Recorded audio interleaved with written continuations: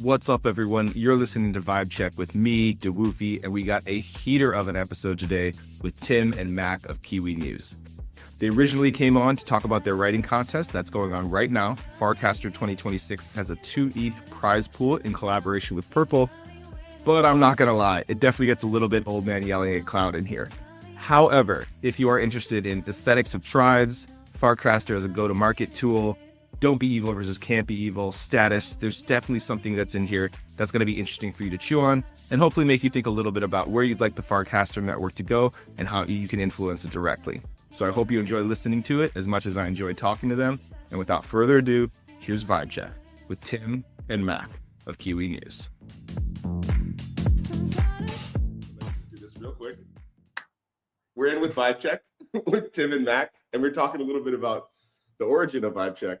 But yes, Tim, to your point, I felt like the culture had changed. And then I felt like it was getting kind of boring for me, but now it's just sort of taking the temperature on things that I'm less aware of. So when Mac asked me to say, hey, can we talk about the writing contest? My immediate reaction was, why the fuck isn't this on my feed? Like, how come it's still too many shit coins and not enough interesting projects?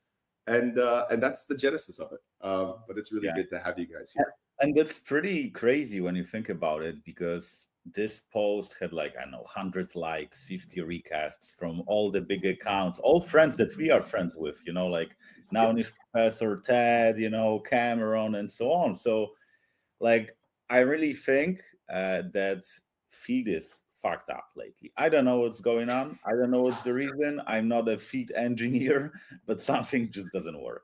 Wait, I was lurking on Dan Romero's profile and he said the feed was better now, just last week. I by the way, I'm not using it on the mobile app or anything, so I really can't tell.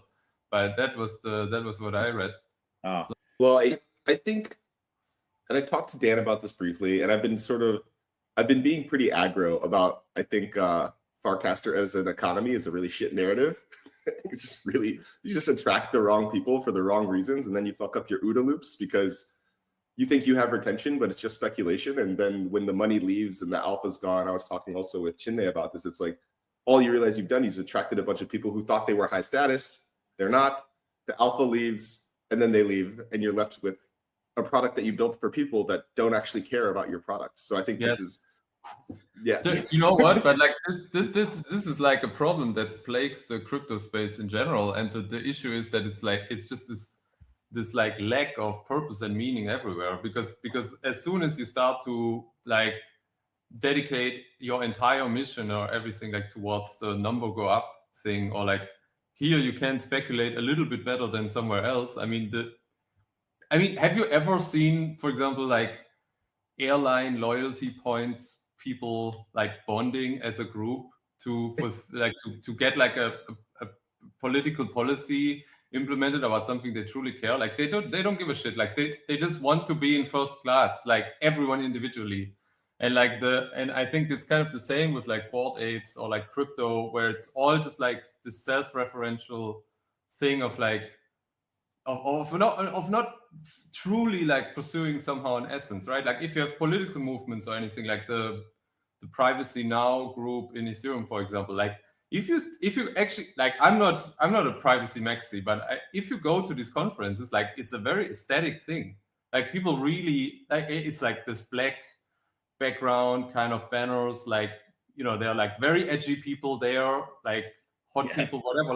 It's just you can see it's the people are actually, it's an aesthetic movement, because, and that's not because it's not because number go up. People go there because they actually they want to achieve something that improves their life, kind of there's they probably all come from diverse backgrounds, and they try to implement this. So I think when you have this kind of, we just want to get rich or something, or we just want to, I think there's also kind of this idea of let's just further the idea of crypto, and then it just becomes let's make number go up. I think you get really ugly stuff. For example, I think Bored Apes are just a great example of that.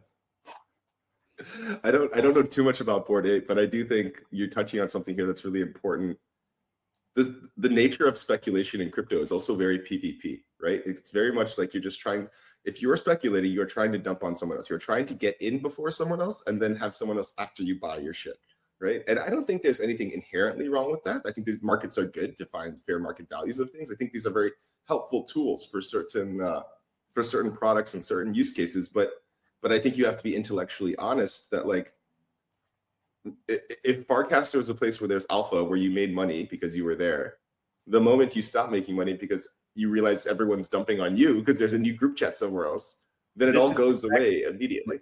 This is exactly what happened to me. Like, you know, I kind of felt like some of people were my friends, and then I wasn't invited to their group chats, and then they dumped on me.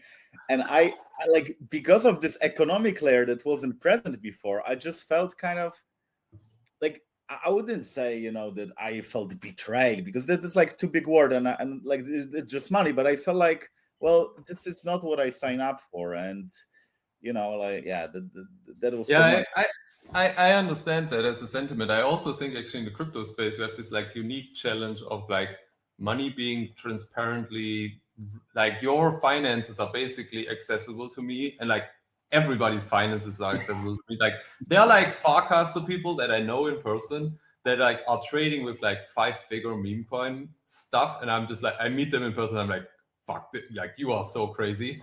And and like, I don't know, like, you know, like, why do you, like, you shouldn't blame yourself actually for having these like intrusive thoughts when you meet them. And like in the background, there's like this, like, what, like, this is the guy that is like trading 5-figure meme coins or whatever. Like the fact is that the situation is so crazy that you can have access to this information, and that I think we're kind of like not built as humans to understand that there's like a human, and then also there's like this number, and somehow we have to combine the two things and make sense of it. That like, you know, like what is our self-worth and what is their what is like, what are they worth? Obviously it shouldn't be purely connected to the numbers or whatever, but it's like very strange. And I think we've never actually been in such a situation, because everything has been private up until now, right? This like financial stuff. Yeah. Yeah. It kind of feels like Instagram, you know, when we started having social media. If you had friends who were traveling a lot and having like cool lifestyle, you could actually see it. Like, I mean, like there were pictures, videos, and so on. And then, like, that was so weird, because like I remember when I had my Facebook account, I think in 2009, and I was just like seeing all these friends doing cool stuff. And in crypto, it's the same. I see these friends making $1 million on meme coins, and of course, I don't see the ones making like, you know, wiping out their accounts. Because but I think in crypto it's probably even worse, because actually at least on Instagram I think you can still fake stuff. So there's always like the plausible, I guess, how would you say, like like you can always discredit somebody, or even like personally you can just say, oh, like he must be like faking it or whatever, he's just like flexing. But I think with like meme coin trading, for example, I mean, this is just like, if you're just having like $1 million on your account and you're like just dumping it into meme coins, I think there's no, like, you can't deny that anymore, right? Like it's not something you can just obtain. Like I could totally rent an Airbnb for one day in Florida, or like, and throw like a big party or whatever, and like pretend to be some guy. I think, isn't there the Dan Bilzerian guy that does that, for example? But I don't think you can't really do that with like, unless you have the money in crypto. I don't think you can pretend to do that actually. Yeah, that's a good point. And like one of the reasons, you know, that we feel like it's like of this contest is like, okay, we kind of like saw that Farcaster needs like this refreshment when it comes to, you know, us thinking about how to make it better. And we saw this like post by Dan Romero. We spoke with Chris Carella from Purple and like some other people. And the idea was to, you know, create a writing contest called Farcaster 2026. And it's 2026 because we want to focus on things that Farcaster can do well this year. Not like, you know, oh, in 2047, you know, when you will be in VR and everything will be ZK and robots. Like, we don't want sci-fi. We want things that can be done this year to actually make Farcaster better. And the contest is about, you know, having like 2 ETH prize pool and having writers to compete with their ideas. There are a few prompts out there, And yeah, and then like all thing happens on Kiwi, which by the way, today I was looking for something and I found it. Me and Tim, like we met on Farcaster, and it was almost 2 years ago, and it all happens on Kiwi because on Kiwi, we've been very focused on curating best content for a long time. And when we started, there were like maybe Paragraph and Launchcaster, I think, from Farcaster project. And we saw all the waves. There were like bots. There were moments when everyone was saying, oh, if you don't have Farcaster bot, you won't be relevant.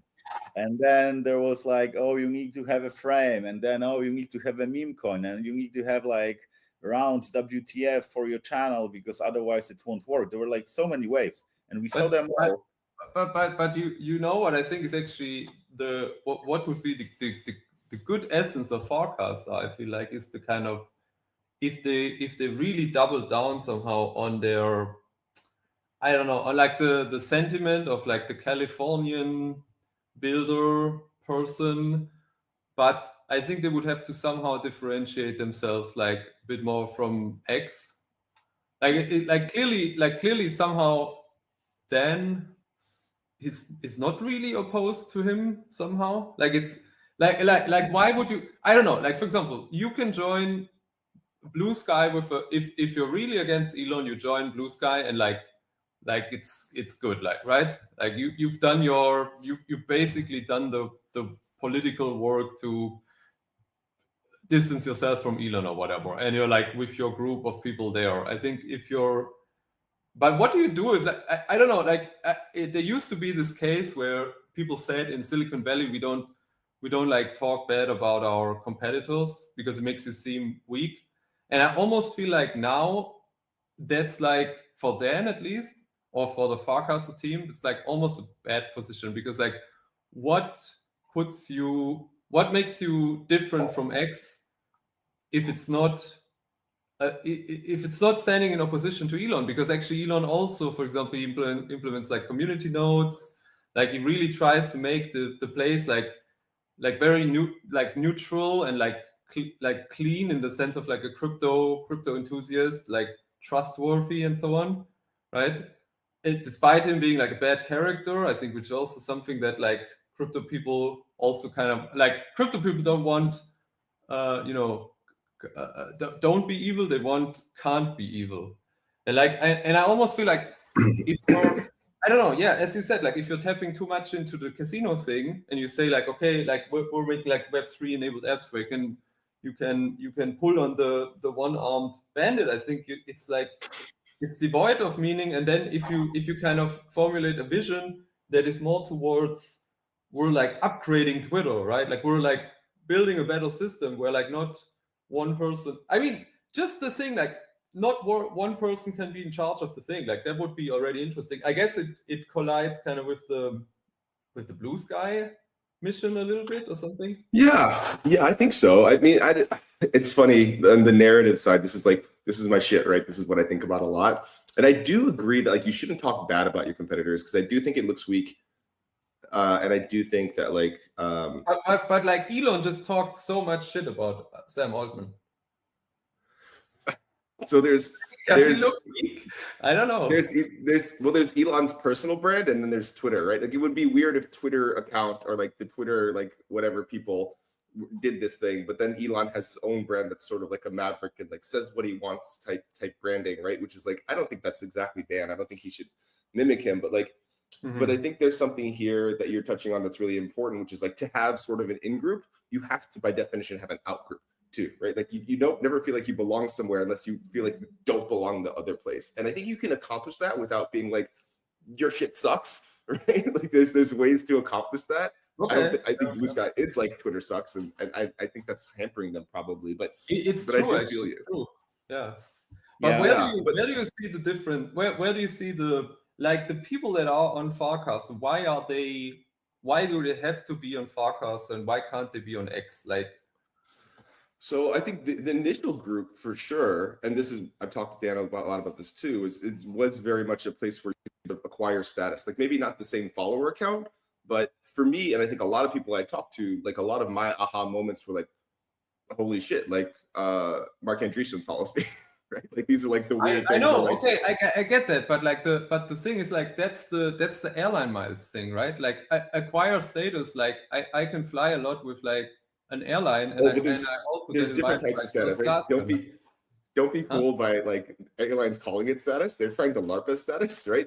Like, but real status is like sort of transferable. Like you can sort of feel it when you meet someone or talk to someone else. Versus what they call status, which is just like they're helping you acquire. I get, but for example, what like that group of people? Okay, then let me phrase the question differently.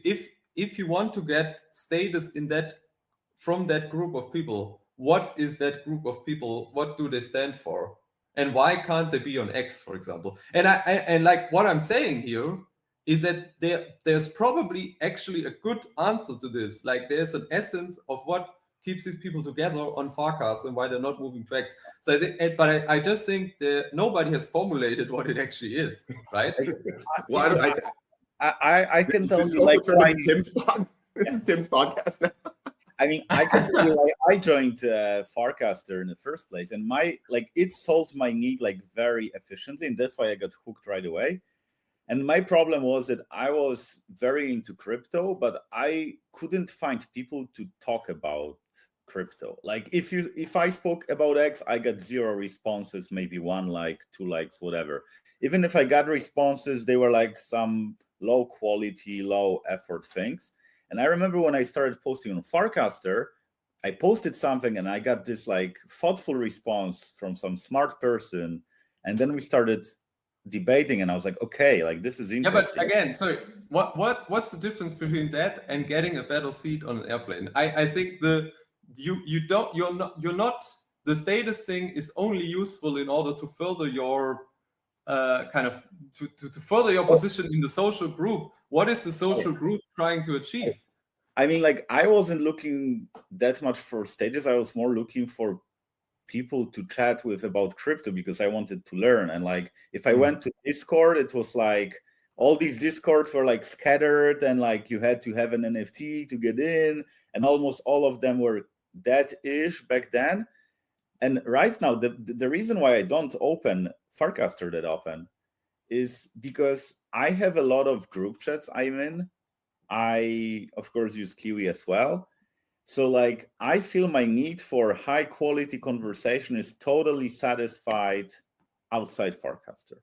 So the need that I came in for is not satisfied with Farcaster because you don't see my shit, right? Like you don't see my posts even. So how can you even comment? Yeah, but I think these people must be somehow connected to a dissatisfaction with X, no? As you also say, like basically what you're saying is that you came there because nobody saw your shit on X. And if you think about it, back then, I think this was also pre-Elon acquisition, right? Where there was like a lot of spam on what it was called, like it was called Twitter back then. Twitter. And like you just didn't get through replies and anything. So like I think if I remember correctly, I also joined Farcast actually because I didn't get through on replies through like to Vitalik or whoever. And like that was actually the like when I joined Farcast, I was like, oh shit, like I'm actually now speaking to the crypto community, right? And like so the kind of purpose of joining the group and getting the social status was that we wanted to be like higher up in the hierarchy of the crypto people. And I think now the kind of weird thing is that Twitter is fixed. Like the spam replies are not there anymore, right? I mean, well, I think you have an interesting point here, but I also think there's like sort of a natural transition where you show up for like one reason and then you come for something other, which I don't really love that framing. But let's use you guys as an example, right? You sort of came because you were unhappy with Twitter, you found some space, you found some following. I think we can be honest that all 3 of us have some status on Farcaster now. And then what do you do with the writing contest? Like you have this idea, and immediately you go to Chris Carella at Purple to get grants. You go to Farcaster for distribution. And I think this is sort of my theory, at least why I told Dan in that thread that like, you know, sort of build your own community or build your own cult, BYOC, or like own your audience is a very compelling narrative to a certain class of individual, right? If you are sort of on the intellectual side of things, let's say, like you're less shitposty. If you can't get through on Twitter, you want to reach a crypto audience because the wallet is somehow helpful, or you believe in it politically. I won't speak to exactly why the crypto audience is useful, but there's a lot of reasons it could be helpful, right? Then you have this idea, and Farcaster is now your main method of distribution. And sure, today maybe deplatforming doesn't feel so risky, but even the idea that that you sort of feel unstoppable in a sense, right? It gives you a very different emotional connection with your go-to-market as a builder. And I think this is really the closest thing Farcaster has to PMF, because you guys are building Kiwi, right? I would guess that you still get a lot of traffic from Farcaster in one way or another. When you launch something new, like you probably still go post it. And this is sort of the new status that unlocks value for you guys. At least this is how I perceive it from the outside. Yes. So I would say that this is true theoretically, but in practice, I don't think it's true, because in practice, 95% of traffic, or I don't know how much, but like most is on Warpcast. So when Warpcast changed the algorithm, people stopped seeing my stuff. And well, it doesn't matter that I own my audience if I cannot reach it. It's like, you know, as if I knew the email addresses of people, but Warpcast owns the email provider. So I like it doesn't matter, because okay, but we are talking about like mail, right? But we're talking about like what's the word I'm looking for? Not grades, but like we're talking about like efficacy more than like the idea now, right? Because I do believe that Farcaster has a lot of work, especially Warpcast, in terms of being able to access that status in a valuable way for builders, right? Like I think there's a lot of work there left to do. Yeah. And I hope that Dan goes that direction as opposed to the speculation direction, because even the wallets and the economy thing should be extremely helpful to you guys in a way that Twitter could never be. I actually think over embracing this kind of like, we're gonna, from Dan's perspective, like we're gonna stream you DAOs, like daily active users, that is like kind of dumb, because like I don't know, like that attracts like a very certain, like a very specific kind of builder that just wants DAO to be like daily active users streamed to them. And it's like, you can see these types of people on Farcast. So they're like, it's like the same thing, like number go up kind of thing, like no, potentially not that much like into purpose kind of. I think there's two things. There's a couple things going on here. The first one is Farcaster doesn't really have scale yet, not the way an Instagram or Facebook or TikTok has scale yet, right? So that's one thing. But I think, and I talk to a lot of builders about their like go-to-market strategy, and I'm like constantly reminding people that like your 1 to 10 shouldn't scale, right? Your 1 to 10 needs to be like your champions, people who you think are your target audience that are giving you the feedback that like, I would love this feature. And like, you don't need to have it figured out exactly how it works yet. I'm willing to like work with you. I still think you know what would make sense for Dan to kind of like double down on a bit more is like this sentiment that he had in the beginning when he quit Coinbase. He had this like blog post where he said he's like this pragmatic crypto builder, I think, something like this. He had this like on the Nakamoto's page, and he was like, at Coinbase, we didn't give a shit about like letting people store their crypto on the account, even though the maximalists were kind of like very unhappy, like crypto maximalists were kind of very unhappy with it, because not your coins, not your keys, not your coins and so on. But like, that's the kind of reforming the like elder millennial crypto space that is like just, you know, I don't know, using their Firefox MetaMask browser to like trade on Uniswap. Like this is the kind of group that we kind of need to reform within Ethereum. And like it would be like an aesthetic movement for where Dan is like, hey, like we need to actually ship useful stuff for consumers. I'm like heading this movement here, and like we are basically banning all the bullshit from Ethereum, and we're like going to give you like better tools, you know, for building on Ether, basically. I feel like that would attract more builders, and that would like create this kind of like deeper sense and purpose than I think the we're just like gonna take care of you, kind of like in the Apple sense, you know, because I think then would be on kind of a confrontation course, I think, with a lot of the Ethereum ecosystem, and people would have to make up their minds. They would have to be like, do I go in the direction of like MEV researchers, Ethereum Foundation people that are all just like dumping their Euro academic research websites like into the internet without like caring about mobile experiences? Or do I go into the direction of Dan Romero, who has a working app, huge audience, and like he has this kind of like, I don't know, like dictatorial capability of just like filtering out all the ugliness kind of from the ecosystem? Because I feel like that's what we have to do. Like we have, like there's so much, like the fact that we had like Bored Apes and like people made millions of dollars with this, like this is like an aesthetic disgrace. Like this it has like set our space back. Like we need somebody to stop it. Well, I think he's doing a little of that by like showing, not telling, and building a consumer app that's like easy to go on. At least that's what he's trying to do. Yeah, that's part of it.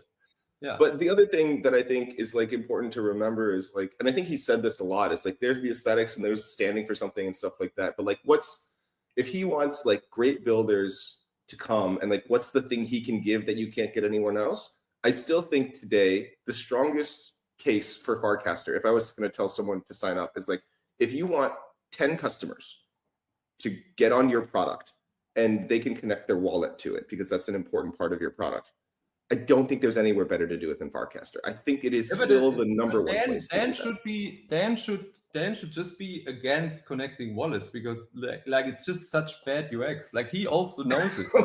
Okay, like, it should just be like, this is garbage. Like we clearly need something better, right? Like I think and like he would have like the power to get it done, kind of, and he would also be able to execute on it, I imagine. Well, they did. I was watching GM Farcaster this morning. Shout out to GM Farcaster for giving me a platform to publish on. I think it was Matthew, maybe someone else, noticed that in one of the screenshots, there's a little wallet button now. And I know Privy got some sort of deal. So I am with you that wallet UX is fucking trash. And like, it is insane that anyone thinks that like we're going to onboard 1 billion people with a fucking extension where you can lose all your money if you click on the wrong link. Like, this is absolutely 100%, fucking 100%. Stupid. But I think we're headed. I think he is headed in that direction. For whatever it's, I think these things take time. He's headed in that direction, but I think he just has to. You want him to hammer it more. He just has to be like the old Dan Romero, like just like a big fuck you to everybody that doesn't do it. Yeah, build your own client, you know, kind of Dan Romero. And you know, like this would also positive. I think like with everything that we've seen with like Solana, Ethereum kind of battle going on, and like all the shit posting on Twitter, honestly, I think a little bit of competition between like Farcaster and Ethereum wallets, I think this will have like a very positive impact, because I think if Farcaster is just like taking over all the wallet services, and like people are seeing that like all the deal flow go through like Farcaster, I think they will have to innovate, and then we will start seeing movements, because at the moment there is like a wallet debt dilemma, because wallets, they are not making any money on connecting your debt. Like MetaMask in 2023 or 4, in like 1 year they made like $200 million or something in revenue from in-app wallet swaps. They don't fucking care about connecting your wallet.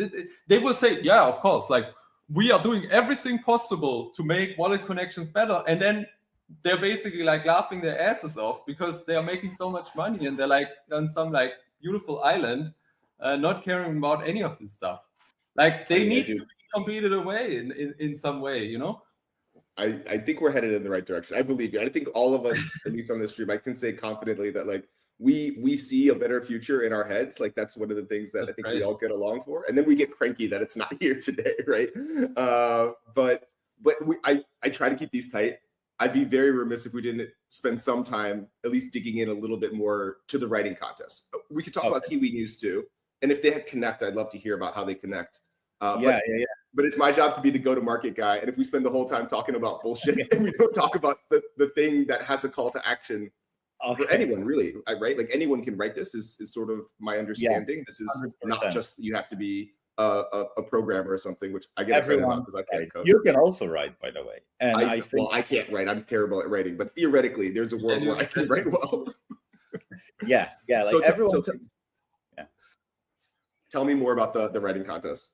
Okay, yeah. So first of all, like Kiwi, for those who don't know, is a place where community curates links. So this is where everyone can, if they hold a Kiwi pass, which now is free, they can submit a link, and these links get upvoted, kind of like Reddit or Hacker News, if you're familiar with. And it's focused on Ethereum, but I say like broader Ethereum ecosystem. So things about decentralization, privacy, sometimes politics if they impact, crypto in general as well. And we have a lot of content created by the community. It's like news, essays, blog posts, dashboards, GitHub repos, and so on.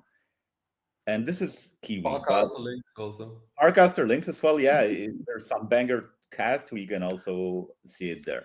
So this is one thing. And the other thing that we've been doing on top of Kiwi is writing contests. So we did writing contests with Gnosis, we did with Lens, with Nouns, and now we do one with Purple and for Farcaster. And the goal of this contest is to come up with ideas how to make Farcaster great again, or maybe make it actually amazing for the first time. And I can actually even like read some of the prompts because we work on them. Farcaster's first. Yeah, so like first prompt is like, what updates, tweaks, or features could Farcaster clients do to become better for OGs and newcomers? So this one is focused on clients. If you use Farcaster client, whether it's Warpcast, Supercast, or HeroCast or whatever, you can come up with ideas. The other is which Farcaster frontier, agents, games, mini apps, alt clients, meme coins, has the highest potential to grow the ecosystem. If you listen to this conversation, you probably know that we don't think meme coins are the way. But maybe someone can make a good case for it. Who knows? And the other is, how can crypto social Legos create experiences that we can't have in Web 2? Because at the end of the day, this is what we are here for. Like, if we have the same thing as on Twitter, why would you even move, right? Another one is, how can Farcaster amp up its marketing growth activities to bring more users? So if someone has ideas for like this video that I saw on about, I think her name is Afrochick. So the way she onboarded people to Base with this like, oh, do you want $10 or do you want some like secret gift? And then she was giving people like 50 USDC on Base. That was, for example, like very interesting idea. And the last thing, which we kind of spoke about here, is how can Farcaster go big without losing its soul? Because this is a hard thing to do, and there could be some ideas. So we have these 5 prompts. Classic cautionary principle, overdetermined question. Like assuming it will lose its soul when it's going big, but it's not gone big, but it already lost its soul. Just kidding. Yeah. But I think to summarize kind of the contest, I think as similar to how we had this conversation just now on the podcast, I think we would love to just get like people's hot takes out of them kind of. And I really think I really think if you put something into writing and like you put it on your blog post and you really stand behind it, and I think there are like lots of Farcaster people who really have like a good understanding of why they're there and like where they think this thing should be going, then I feel like the seniors that is being created from everybody publishing their thoughts, I think is really like, this is going to be very meaningful, and like it's going to reach a lot of people are going to talk about it. And like even though we don't control what is actually going to be done or written or implemented on Farcaster, I think everybody's contribution, I think, is going to have a huge impact on what Farcaster ends up being in like 1 or 2 years, I think. I couldn't agree more. I think that this is how it all sort of started in the beginning, people contributing their ideas. I love a good reward. I think this is a great use of like Purple funds to sort of spur spur conversation. I know Adrian's going to be really happy that you used the word genius in my stream or my podcast. She's gonna have a big smile on her face. We're running up on time. I want to be cognizant of yours as well as the listeners. Most importantly, what are the dates? What's the submission dates? Where do we go? I'll drop some links, obviously, but I think it's good to say it out loud. Like, what is the actual thing that people should go do to get involved with this before it all wraps up? Yeah, so you need to pick a prompt, one of the 5 that I mentioned. You can see them on the website that will be linked to this podcast. I will send you the link later. And this is number 1. The second, you need to write. You can write anywhere. You can write on Farcaster, Paragraph, X, Zora, your blog post, wherever you want. And then you submit a link to Kiwi, and then you just take part in the competition. And the deadline is 10th of February. So there's like, 11 days from today. So it's still quite a lot of time. And we are happy to listen to your thoughts. And then just, I think for people to understand kind of how you win the prizes is basically you need to gather like upvotes. These are kind of like likes. So like you can just upvote a blog post, and we have it limited. So like people who have at least 5 Kiwi Karma can upvote, or they have like a NANA score greater than, I think, 0.9 or something. So like they're basically a non-spammy Farcaster user, or they hold they bought a purple NFT, I think, before the contest started, and these people are eligible to vote. So like I think it's also important to understand this kind of like that if you really want to win, I think you gotta consider that. Yeah, because you need to write something that will be appreciated by pretty like sophisticated people who understand Farcaster well. So if you do like copy paste AI stuff and your friends will upvote it, then it won't work. Yeah, I love it. That's all awesome stuff. So even if, I guess to everyone listening, even if you're not a writer, probably a great idea to go read some of these. I think probably most of my listeners cross that NANAR score, so you're probably eligible to vote. Or if you have a purple token or Kiwi Pass, you probably are eligible to vote if you're listening to this, and go read some stuff. And even if you don't have the time to write, this is me very frequently, I'll remember to go and give upvotes to the things that I think are worthwhile. That's one very sort of small way you could probably get involved. So guys, thank you so much for coming on. Any final words before we wrap this one up? Nope, not for me. I would say I said enough. I said everything I wanted to. I would say what I enjoyed is like I felt like very old school Farcaster vibes speaking with you today. Yeah, that's true. Yeah, it felt like then I've met you in person after so many. Maybe one last thing, actually, maybe like some closing thoughts on like the Farcast. I think one of the best Farcast divisions also was like this URL to IRL pipeline thing.